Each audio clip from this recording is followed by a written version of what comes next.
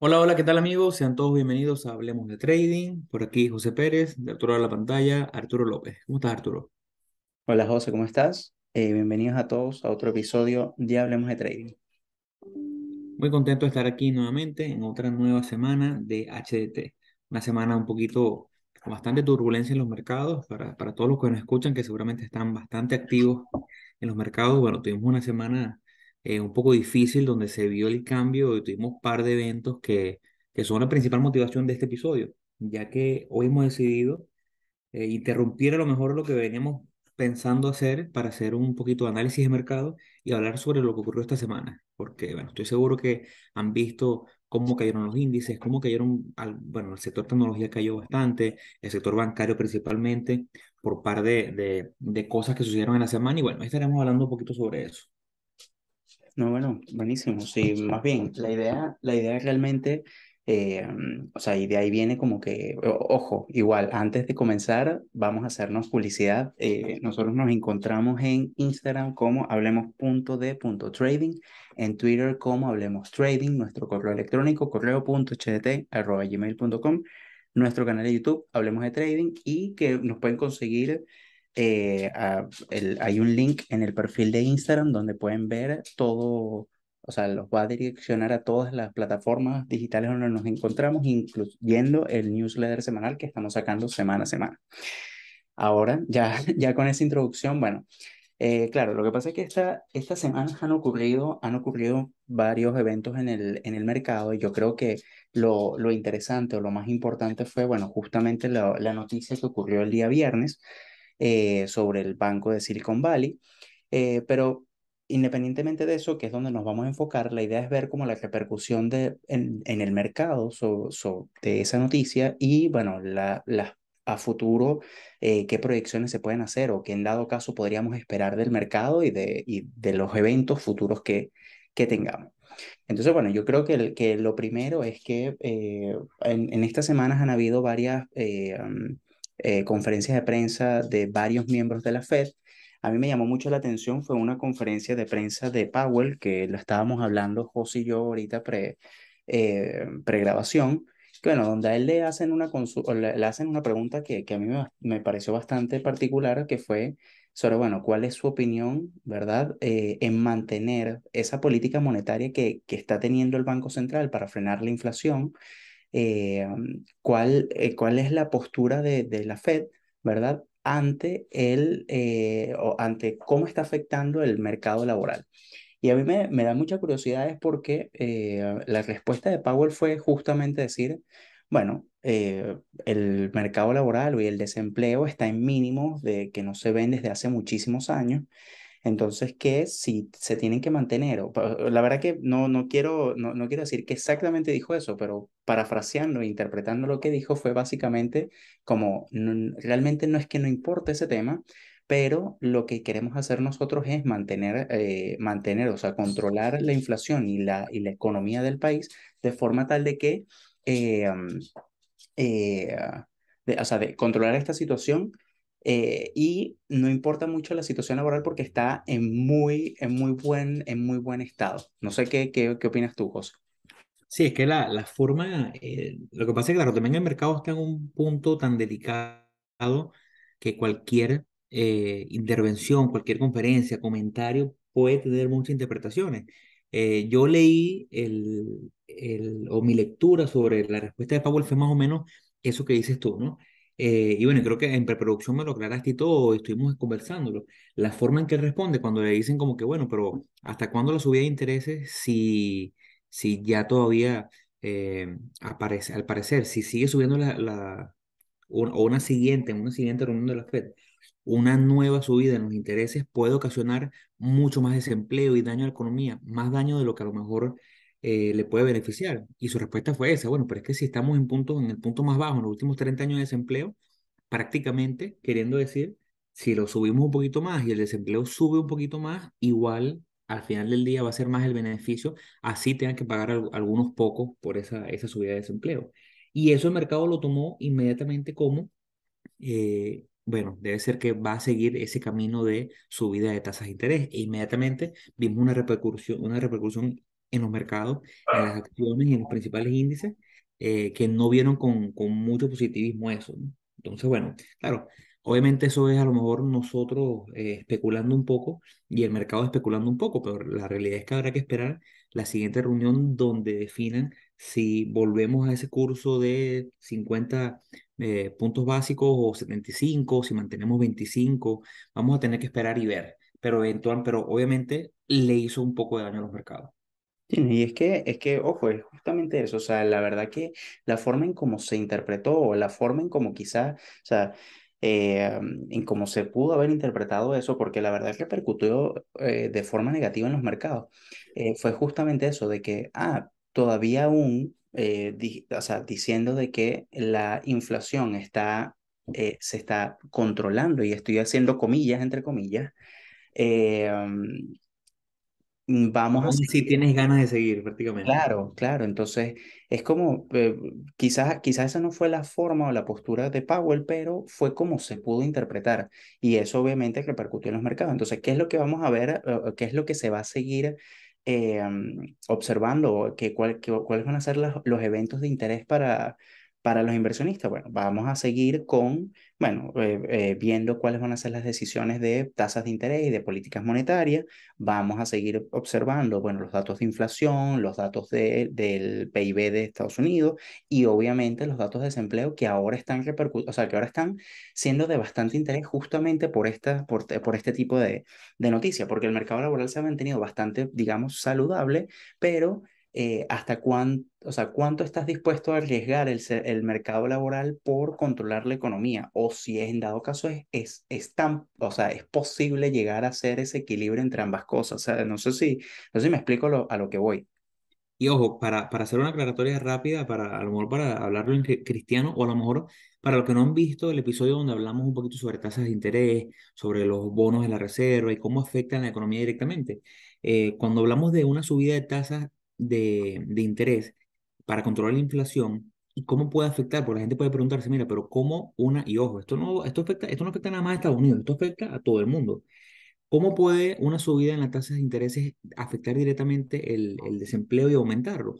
Bueno, veámoslo tan sencillo como una empresa que tiene gastos y tiene deudas de pago de capital y de pago de intereses mensuales y ahora se ve afectado por un aumento en estos intereses y debe pagar y sacar de sus fondos para pagar ahora un nuevo interés.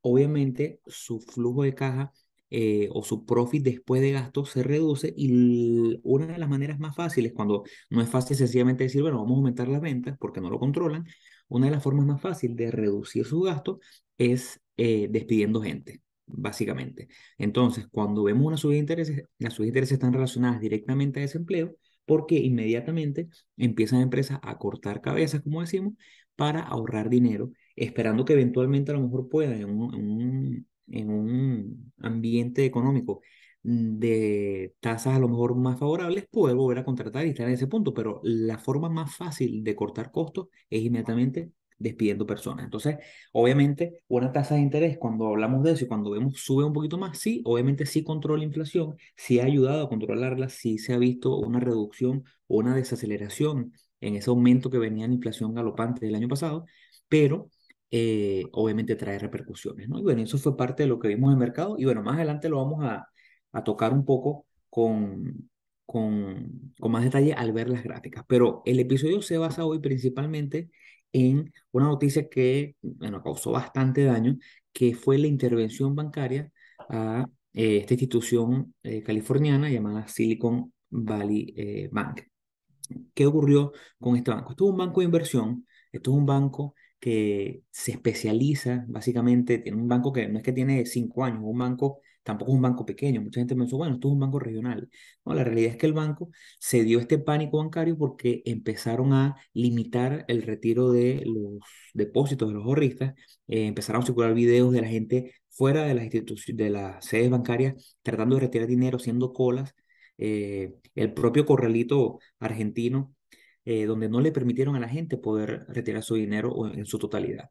Este es un banco que tiene más de 40 años de historia, que se especializa en esta área Silicon Valley, tecnología, también tiene un enfoque un poco hacia el sector tecnológico y sector de salud. Entonces, bueno, básicamente ellos lo que hacen es, con el capital de los ahorristas, es prestarle dinero. Se ha enfocado muchísimo en compañías estas que llaman startups, que son compañías como lo fue en su momento Uber, como lo fue Lyft, como lo fue Spotify, compañías que están naciendo, claro, estamos hablando hace 10 15 años, y necesitan capital fresco para poder inyectárselo. Entonces, estos son considerados inversiones relativamente riesgosas porque lo inviertes en una compañía que todavía no tiene ganancias, una compañía que está comenzando, que necesita quemar mucho dinero para llegar a esa frontera de rentabilidad.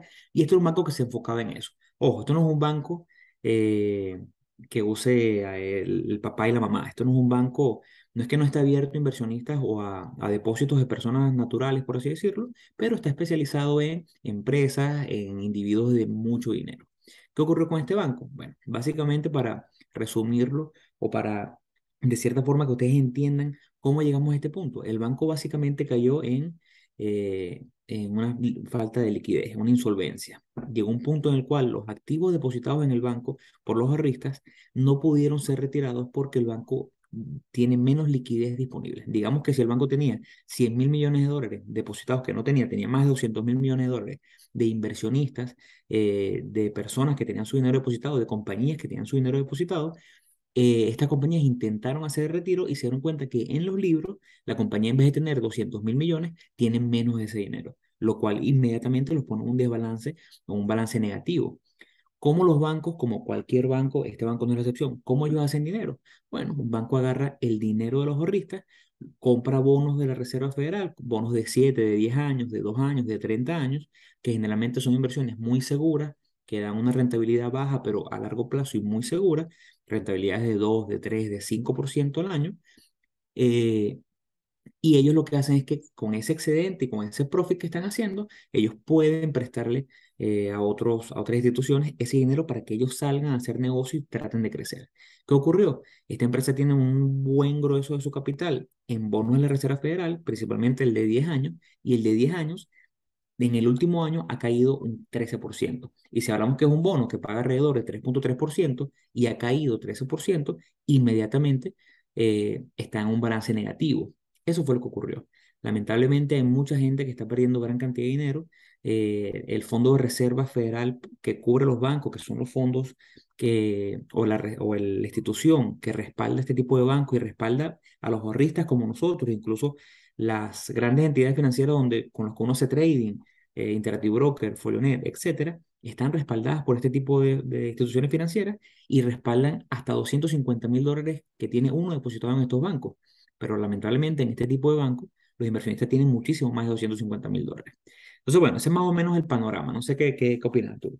No, yo, o sea, o sea, lo que pasa es que fue muy completa la explicación que diste, pero yo lo que quería como complementar con eso es que eh, o sea, la noticia es tan impactante y tan importante es porque, claro, cuando tú lo ves así, con la explicación, claro, tú dices, bueno, es un banco muy grande, ¿verdad? Que cae en este tipo de falta de liquidez, cae en esta falla, ¿verdad? Pero, ¿verdad? El tema está en que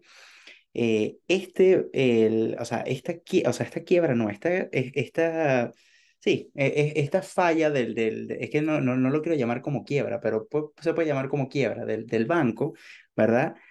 Ha sido la mayor, o sea, ha sido una de la mayor crisis, o sea, de la mayor falta de liquidez de un banco desde la crisis financiera del 2008.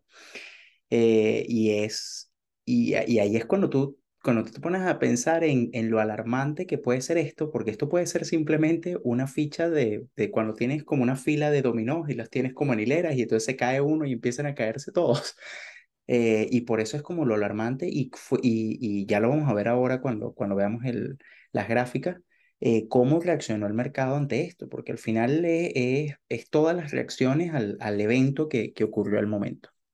Ahora, ahí yo quiero presentar esto como tres escenarios o aspectos en los cuales esto ha afectado o va a afectar. Porque vemos inmediatamente, y lo vamos a ver más adelante en la gráfica, cómo afectó dos sectores principalmente, tecnología y sector financiero. Entonces, hay tres puntos claves de cómo esta quiebra, que bueno, no vamos a llamarlo quiebra, porque la realidad es que el banco tiene activos, hasta ahora no se sabe, y no parece que fue que alguien o alguien del banco robó dinero, simplemente, bueno, el banco invirtió un dinero, esa inversión no dio el rendimiento que ellos esperaban, y ahora, en teoría, hay 200.000 millones de dólares de gente que depositó dinero, y el banco puede tener en activos menos de esos 200.000. ¿Qué significa esto? Ya la FDIC, que es este ente regulador que asegura, por así decirlo, los fondos federales, los fondos de las personas, dijo que a partir del lunes la gente puede retirar por lo menos sus primeros 250.000 dólares. Lo que pase después de eso no se sabe, porque hay que ver realmente flujo de caja y hay que ver el balance para ver cuánto dinero tiene este banco para ver cuánto van a poder pagar. Eso se sabrá más adelante, seguramente cuando se tenga un mejor panorama podremos hablar de eso. Pero hay tres escenarios que a mí me gustaría ejemplificar de cómo está afectando. El primer escenario es ya el sector tecnológico de estas compañías nuevas que no generalmente son compañías de alto riesgo porque están inventando un producto, quieren sacar un producto nuevo, no tienen respaldo de a lo mejor instituciones financieras más clásicas, tienen respaldo de ese tipo de bancos que están enfocados en financiar y darle créditos a estas pequeñas empresas o estas empresas revolucionarias nuevas, estos Spotify, Uber, eh, que lamentablemente, bueno, necesitan mucho capital para poder arrancar antes de ver llegar a esa frontera de rentabilidad. Ese es el primer escenario. Silicon Valley se queda sin uno de los jugadores más importantes que los venía financiando. El segundo escenario es las acciones de tecnología. Y lo vimos en el mercado, cómo caen empresas tecnológicas por miedo principalmente a esto y además hay empresas, y hay un dato importante, por lo menos la empresa Roku, que no es una empresa, no es un startup, es una empresa grande que ya tiene años siendo rentable, es una empresa que la hemos compartido aquí y hemos hablado y la hemos traído a Arturo y yo, temprano anunció que ellos tenían en cash, en su dinero y equivalente a dinero convertible en efectivo, 1,9 billones de dólares de los cuales 26% se encuentran depositados, más de 450.000 millones se encuentran depositados en este banco. Eso es liquidez inmediatamente que está perdiendo Rocco como empresa. Y si Rocco paga dividendos y necesita parte de su dinero para pagar dividendos, bueno, seguramente no van a caer en bancarrota, pero seguramente es un golpe fuerte que tienen que buscar sortear. Así como ellos, otras empresas, hay una Roblox, RBLX, que es una empresa que hemos visto aquí, hemos traído también tiene aproximadamente 5% de su capital líquido depositado en esta empresa. Ya inmediatamente es un dinero que está bloqueado y que no van a poder retirar hasta que se resuelva el proceso fiduciario que comenzó la FDIC. Y el tercer punto de cómo nos afecta a nosotros y cómo afecta al mercado es el sector financiero. Pero como bien dijo Arturo, este no era un banco pequeño, este era el banco número 16 en la lista de bancos más grandes de Estados Unidos y aparte es la segunda o tercera caída más grande de un banco desde 2008, de la crisis financiera del año 2008. Entonces son tres escenarios que están afectando directamente y que lo vamos a ver ahora a continuación en pantalla. Y que crean pánico, porque al final yo creo que es eso, es el tema de la incertidumbre que hay cuando tú ves una situación de este estilo. Y yo creo que por eso es lo alarmante y lo relevante de este evento, ¿ves? Eso es como yo creo que lo más importante.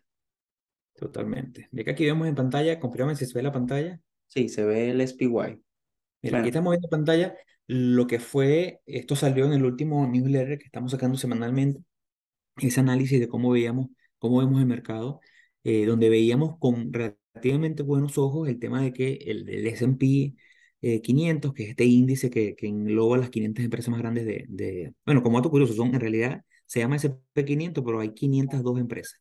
Es un dato curioso. Lo veíamos con buenos ojos porque, bueno, venía consolidando, venía cada vez con una reducción en volatilidad, pero sí dijimos en el newsletter que al acercarnos al vértice de este triángulo que venía formando, con esta línea de tendencia ascendente y esta línea, si queríamos permanecer alcista, deberíamos romper por encima, buscando testear el nivel de los 4.150. Lo que terminó ocurriendo es una caída bastante pronunciada y con bastante volumen, que es lo que nos llama siempre bastante la atención y una de las cosas que queremos ver siempre cuando hay un rompimiento, sea al alza o sea a la baja, vemos este rompimiento con bastante fuerza y bastante volumen. El precio cayó producto de tanto la conferencia y la pregunta esta que le hicieron a Power, que ya la hablamos al principio, así como este efecto dominó que tuvo esta intervención al Banco Silicon Valley. Sí, Nancy, a mí lo que me llama mucho la atención del Standard Poor's es justamente eso. O sea, de que el rompimiento de la línea de tendencia ocurrió el día anterior de la noticia Silicon Valley, pero se confirma ese rompimiento es justamente con esa vela que se ve el día viernes.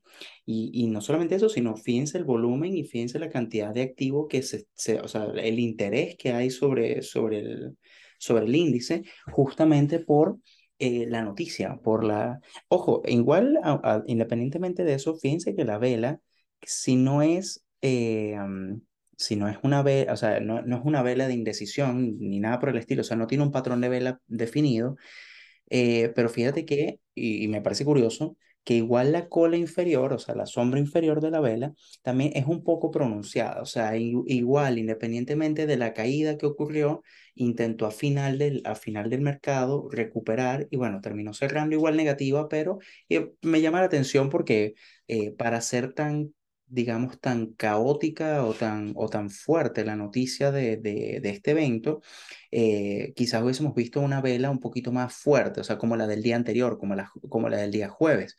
De esa forma y con ese volumen, quizás hubiese sido como un peor escenario o algo un poquito más negativo. No sé si me explico, pero igual, lo más relevante acá es ese rompimiento de esa línea de tendencia que vemos ahí alcista, que ya lo que está haciendo es, bueno, estamos perdiendo ese momentum que llevábamos de esa tendencia, bueno, esa digamos, tendencia alcista. Estoy otra vez haciendo comillas acá, pero nadie me está viendo. Digamos, pequeña tendencia alcista que tuvo el índice yo creería que desde qué semana, desde qué mes es esto. Esto es desde el año pasado, donde inició Sí, eh, esto comenzó, estamos hablando de finales de marzo, cuando comienza más o menos ese camino ascendente. no, Finales de octubre, perdón, el año pasado. desde octubre. Entonces, claro, esto es, digamos, cierta, o sea, empezamos a ver bastante debilidad en el mercado nuevamente. Y es, y es algo que hay que ponerle ojo, hay que observarlo y bueno, hay que ir respondiendo, o sea, hay que ir viendo la semana que viene a ver cómo responde el mercado. Pero estas señales a mí me parecen súper negativas, sobre todo porque si tú la ves, pásalo a velas semanales un momento para que veas la vela tan fuerte, ¿ves? Fíjate, la vela tan, o sea, todavía aún y así, el volumen semanal es superior a las últimas 2 semanas, que igual es relevante, pero no es un volumen tan fuerte porque el día que hubo un volumen muy alto fue el día viernes, pero igual es un rompimiento con intención. Entonces hay que ver si ese movimiento la semana que viene va a seguir, o sea, se va a mantener o bueno, ya veremos qué es lo que ocurre, pero esto es una señal clara de debilidad en el mercado. Ahora, si quieres ver un volumen horrible y una vela horrible, ahí vemos en cuestión, ¿no? La empresa en cuestión. El Esta es la proceso. gráfica de Silicon Valley, de cómo, bueno, ya no está listeada porque ya fue intervenida, pero vemos cómo a lo mejor ya tenía obviamente un camino descendente bastante pronunciado con un tope en noviembre del año 2021 y después consolidó y dio una señal de entrada que, bueno, que estuvo bastante buena después con un gap incluso al alza, pero esta caída, y esto aquí vamos a hacer una mención rápida al tema de manejo de riesgo. Por este tipo de razones, aunque aquí hubiese tenido una señal de entrada, si hubiese podido tener a lo mejor tratando de entrar en este rebote y con un target a lo mejor en el punto máximo, esto, así te hubiese mantenido en tu 1%, si hubiese hecho todo bien, este gap, que vamos a calcularlo, si no me equivoco, estamos hablando de que solamente el gap fue de 31% y la caída total fue de 61%. Esto, si haces o si caes en el error de invertir el 100% de tu dinero, así te mantengas dentro del 1%, esto te puede haber liquidado por lo menos 60-70% de tu cuenta en un par de horas, sencillamente. Aquí vemos lo significativo de manejarnos bien con el tema de riesgo. Pero bueno, ahora vamos a pasar a ver Perdón, igual esto es un evento que no, o sea, que realmente uno no puede controlar. A mí me parece que la señal de entrada quizás estuvo buena, o sea, esa señal, quizás entrar al rebote en esa zona de soporte que antes fue resistencia, pero el tema está en que, claro, al día siguiente sale una noticia así, uno no se la espera, pues, o sea, qué es lo que hay que hacer automáticamente? Bueno, vender y asumir la pérdida y bueno, pasar el mal rato porque la verdad la caída va a ser muy grande. ¿Qué otra cosa uno pudo haber hecho Allá aquí? va, ahí tu intervención es clave porque sí, esto es un evento que llaman Black Swan, es un evento que es impredecible, bueno, no podemos predecir nada de lo que pasa, pero es un evento que está fuera de lo que podemos pensar, pero si tú hubieses, como bien dice Arturo, muy bien, hubieses vendido en esa apertura del mercado, porque esto lo vemos unos minutos antes, cuando estaba el mercado, el premercado ya venía en caída. Tú dices, mira, ve, ya el premercado me dice que la acción está por debajo de mi stop, tengo que enlocar el mercado a vender y te hubieses tragado una pérdida de 33% con respecto a tu entrada y stop. Pero si lo hubieses, que es el error de mucha gente, cuando se le salta el stop, lo que dicen es, bueno, pero vamos a esperar que recupere. Y si hubieses esperado que recuperara, no hubiese recuperado, no hubieses perdido 30%, hubieses perdido 61%. Si hubiese duplicado tu pérdida. Claro. Sí, no, es que a mí me parece que eso es de las cosas más importantes, porque quizás en la entrada pudiste haber esperado al rompimiento, o sea, hacer como una línea de tendencia bajista, justamente o sea, hacer como una especie de triángulo bajista, claro, ahí, ¿ves? Esperar al rompimiento y ahí tomar la entrada, y quizás ahí te hubiese salvado de este gap, pero lo que voy es que independientemente de la estrategia de uno, independientemente de cómo uno opere, este tipo de eventos pueden ocurrir y lo importante es eso que comentó José, es agarrar apenas abra el mercado, vender la posición y no tener esa esperanza de que va a volver a recuperar, de que voy a volver a recuperar el capital. Si te ocurrió y listo. Y muy importante lo que dice José, de que o sea, que eso entre en la parte del tamaño de la posición, de no exponerse 100% con tu capital, porque es eso, la pérdida va a ser enorme. Entonces, eso son cosas bastante importantes. Ahora vemos en pantalla la gráfica y bueno, recomendamos a la gente. Este es un tipo de episodio que, bueno, agradecido con Spotify porque Spotify ahora nos patrocina, cree en el proyecto y es parte de ahorita o nosotros somos parte de la familia de Spotify, pero también recomendamos muchísimo que se vayan a YouTube y vean este tipo de contenido porque es gráfico y pueden a lo mejor entenderlo de una manera más simple. Ahora vemos en pantalla XLF, que no es más que el ETF que sigue el sector financiero y vemos cómo esto fue uno de los grandes afectados tras esto. ¿Por qué? Porque esto no significa que mañana van a anunciar dos, tres bancos más que van a quebrar. Ojo, no digo que no pueda pasar. No significa que mañana Bank of America o los bancos más grandes del país van a quebrar. Ojo, no digo que esto no pueda pasar. Pero obviamente hay un miedo, obviamente instituciones financieras más pequeñas, bancos, Estados Unidos es un país que se regula, pero aunque está lleno de bancos regionales, independientemente de los bancos principales a nivel nacional, hay muchas estados que tienen sus bancos regionales, bancos relativamente grandes que sirven a localidades. Entonces, obviamente, esto lo que genera un poco de pánico, genera un poco de miedo e inmediatamente vimos cómo afectó drásticamente el performance de lo que venía siendo una acción que se estaba manejando relativamente bien, incluso en la semana la había visto porque me gustaba la consolidación que había hecho, estaba esperando a lo mejor un patrón para poder entrar.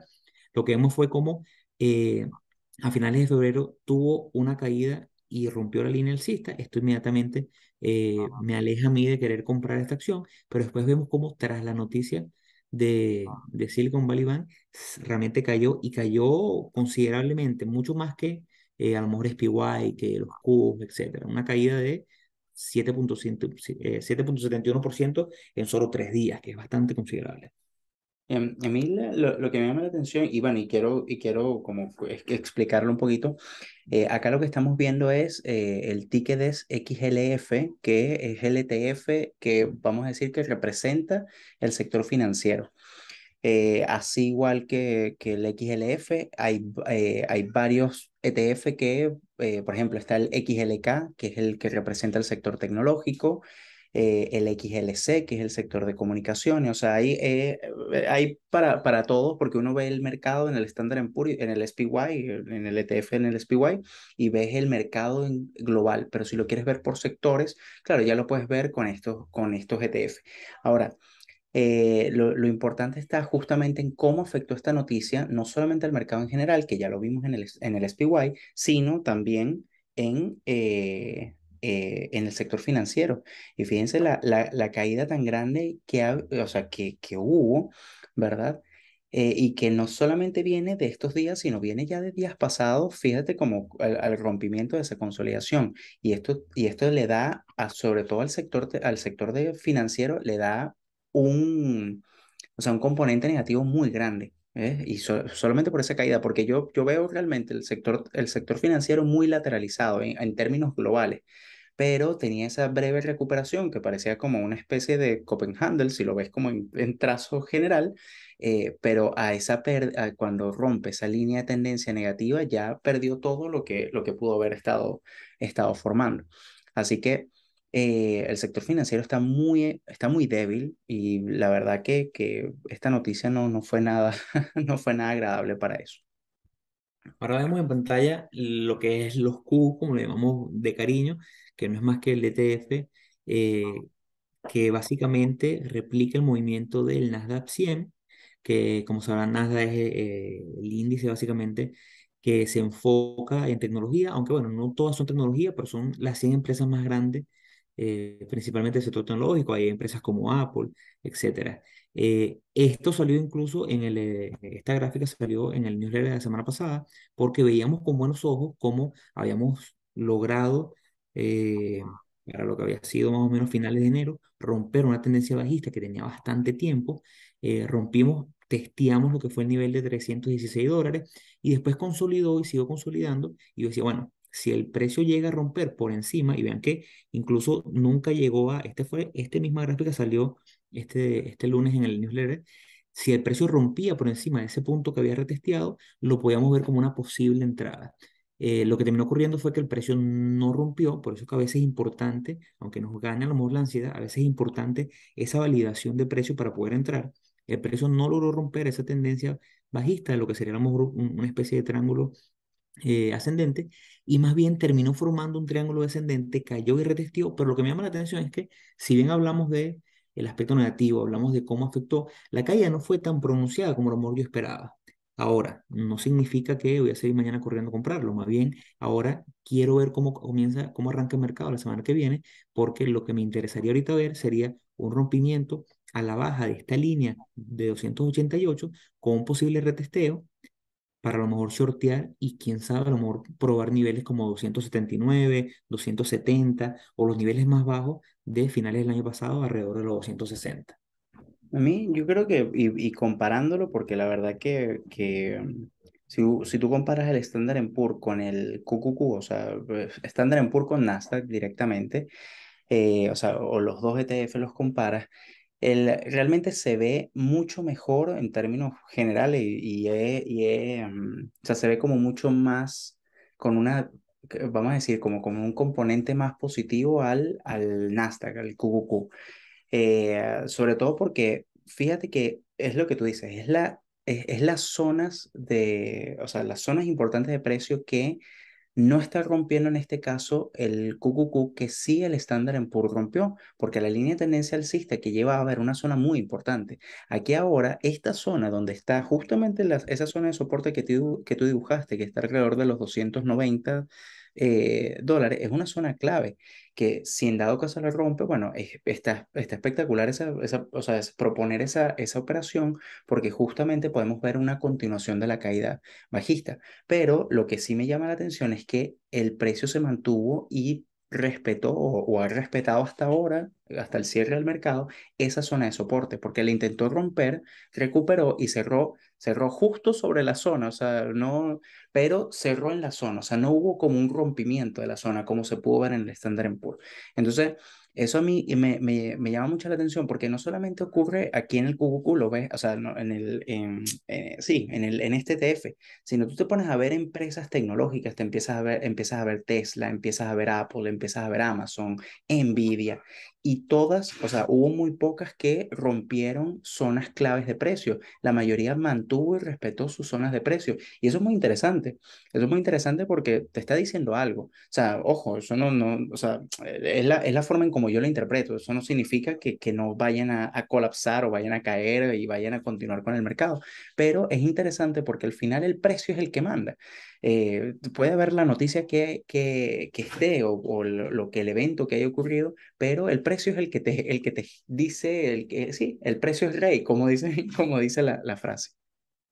Totalmente, totalmente. Yo creo que de este episodio podemos sacar que si bien fue una noticia muy negativa y un daño colateral importante, parece que el sector financiero ha sido el más golpeado. Ese miedo a que pueda haber una repercusión en otros bancos es el miedo más importante, el latente, y terminó afectando más al sector financiero que directamente afectó al Standard Poor's y no tanto al sector tecnología, porque eso, vemos otros nombres, como dijo Arturo, como Apple, y se han mantenido dentro de, no, las caídas no fueron tan pronunciadas. Incluso yo tengo una operativa abierta en Nvidia, perdón, en AMD, y MD la caída no fue tan pronunciada. Y eso, como bien dice Arturo, nos habla bastante porque no sabemos qué pueda pasar, pero si durante una noticia tan negativa los precios se mantienen o las caídas no son tan graves, bueno, a lo Claro. mejor me da un poquito más de convicción para mantenerme invertido. Ahora, y ya para cerrar, si vemos rápidamente otros nombres importantes que sé que a la gente les gusta mucho cuando hablamos de Bitcoin,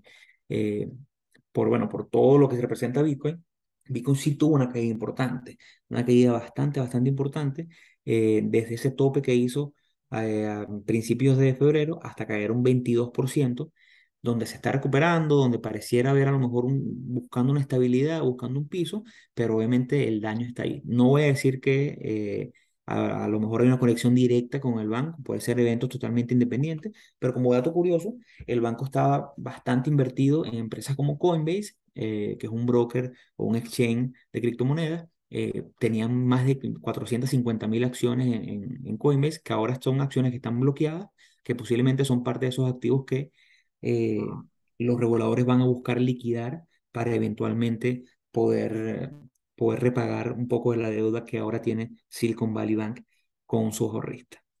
Yo creo que, bueno, igual o sea, no como para hablar mucho de Bitcoin, pero la gráfica de Bitcoin tú la ves así a nivel, o sea, y no es ser un hater de Bitcoin ni nada por el estilo, pero tú ves la gráfica actualmente de Bitcoin y tiene, o sea, no tiene como una dirección, ninguna tendencia, no tiene, o sea, es muy errático los movimientos que ha tenido últimamente. Y claro, y se ha visto afectado por muchas noticias. Creo que hay otra noticia que también estuvo alrededor del Bitcoin en estas semanas que también la afectó. Y claro, y justamente es la que la mantiene con estos precios. Fíjense que llegó hasta un máximo de 25.000 y todo el mundo dijo, ya, esto va a empezar otra vez, va a repuntar, va a volver a subir, sobre todo porque a nivel técnico estaba muy bien y nuevamente cayó y empezó a perder zonas importantes de precio. Pero bueno, yo creo que con esto podríamos cerrar el episodio, no sin antes invitarlos a que nos sigan en nuestras redes sociales. Estamos en Instagram como hablemos.de.trading, nuestro correo electrónico correo.htt@gmail.com para cualquier consulta, feedback, sugerencia, lo que necesiten, ahí estamos. Nuestro canal de YouTube que es Hablemos de Trading y bueno, en el perfil de Instagram pueden conseguir un link que los va a llevar a todas nuestras plataformas digitales, incluyendo el link para la suscripción al newsletter semanal. Así que bueno, muchas gracias José eh, por escuchar, o sea, por tu sabiduría y a todos por escucharnos hasta aquí. Así que nos vemos en otro episodio de Hablemos